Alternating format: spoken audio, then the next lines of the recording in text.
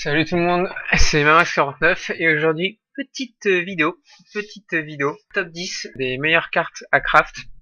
On a actuellement la version 0.28 et on a eu une réponse des développeurs comme quoi un système de craft va bientôt arriver.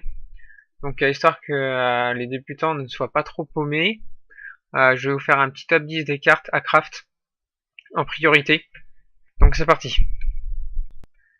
En 10ème position, on va avoir la fiole de Shepard et la fiole de réparateur. Donc ça va être deux items qu'on va pouvoir utiliser en jouant support, en remplaçant la potion de mana et la potion de santé. Ça va énormément aider notre carry à tenir sa lane, à gagner notre lane, pouvoir rester plus longtemps sur la lane au cas où s'il s'est fait harass. Et ça augmente, on va dire quasiment de moitié sa régène de vie. Donc ça va faire une énorme différence pendant les teamfights de début, pour pouvoir gagner sa lane et ainsi écraser les ennemis. En 9ème position, la clé du pisteur, qui permet de faire beaucoup plus rapidement.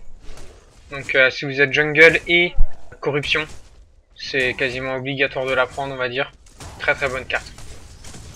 En 8ème position, pureté, une carte de support, qui va nous permettre de gagner une fois au niveau 15, 200 points de vie, enfin donner un bouclier de 200. Donc s'il y a 5, si vous êtes 5 en fait, ça fait donc 5 fois 200, donc c'est l'équivalent de 1000 points de vie, donc c'est 10 points de carte de vie. Donc c'est toujours 200 points de santé économisés sur chaque allié. C'est une très très bonne carte de support. Surtout pas hésiter à la prendre et à la rusher. En 7ème position, le sceau du sorcier et le sceau d'assassin. Donc c'est des sceaux, c'est extrêmement puissant.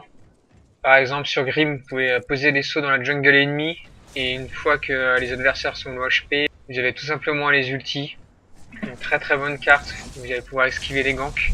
Ça donne 16 de peiné d'armure, donc c'est vraiment l'idéal en début de partie, comme je l'ai dit dans ma vidéo précédente sur Twin Blast. En 6ème position, on va avoir 4 cartes à égalité qui ont en fait le même effet. Fusion, brise-rouille, parchemin des ombres et dague de vie d'acier. Donc 4 cartes qui donnent des dégâts et de la pénétration d'armure. C'est en général la première carte de dégâts qu'il faut rush, combinée donc avec des petites améliorations. C'est extrêmement puissant sur les carries, Twin Blast et Murdoch. Ne surtout pas hésiter à prendre en premier objet, voire en deuxième derrière les wards. En 5ème position, 2 cartes, frappe mineur et lance-moi mineur. Donc c'est des améliorations. C'est les premières améliorations à acheter pour pouvoir finir les objets le plus rapidement possible. Donc, comme j'ai dit toujours dans ma vidéo précédente sur Twin Blast, il faut faire nos premiers objets avec des petites améliorations. Et sur les carries et sur tous les jungles, c'est en général les cartes de dégâts qu'il faut faire en premier. Et donc grâce à ces deux cartes là, vous allez pouvoir finir tous vos objets de début de partie très rapidement. Et en 4ème position, la médaille en chocolat, on a le jeton de frappe et le jeton de lancement. 2 cartes que vous prenez en général dès le début avec une potion sur tous les carries, voire les jungles, pour pouvoir last-hit très facilement. Enfin du moins beaucoup plus facilement que si on n'a aucun dégât. C'est souvent extrêmement dur de last-hit en début de partie. Et ça aide énormément pour gank les adversaires en début de partie. Pour un harass, c'est extrêmement utile. Une très très bonne carte. En 3ème position, médaille de bronze, une carte rare, donc à craft en priorité, car ça va être difficile de les avoir dans les boosters. Une carte qui va pouvoir permettre de décupler le pouvoir de certains héros. C'est Onde de choc, qui donc vous offre un stun de zone. C'est absolument monstrueux sur des héros comme Steel. Vous allez pouvoir faire comme si vous aviez un double ulti. Grâce à ça, vous allez pouvoir, vous avez aucune chance de louper votre ulti. Vous allez pouvoir dépop un héros alors qu'il pourra rien faire pendant qu'il sera dans les airs. Une carte absolument à avoir sur Steel, Rictor, tous les persos corruption qui seront autres que carry. À crafter en très grande priorité.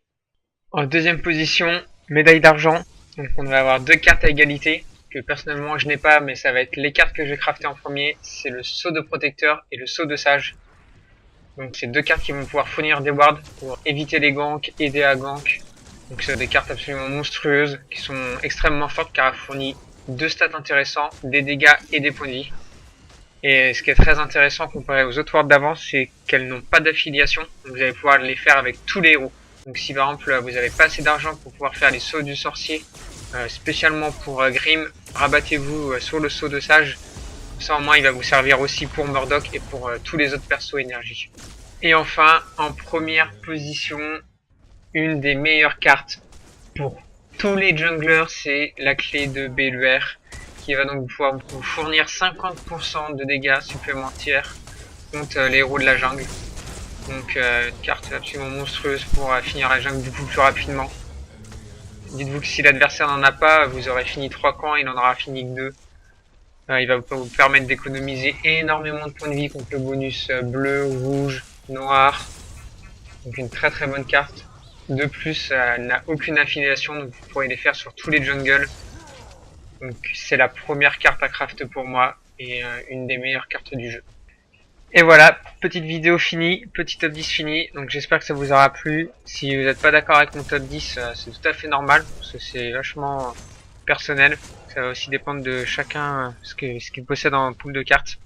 Donc si vous avez des suggestions, n'hésitez pas à me le dire en commentaire. Pareil, si vous n'êtes pas d'accord avec moi, ce sera un plaisir de débattre avec vous. Et sur ce, à la prochaine.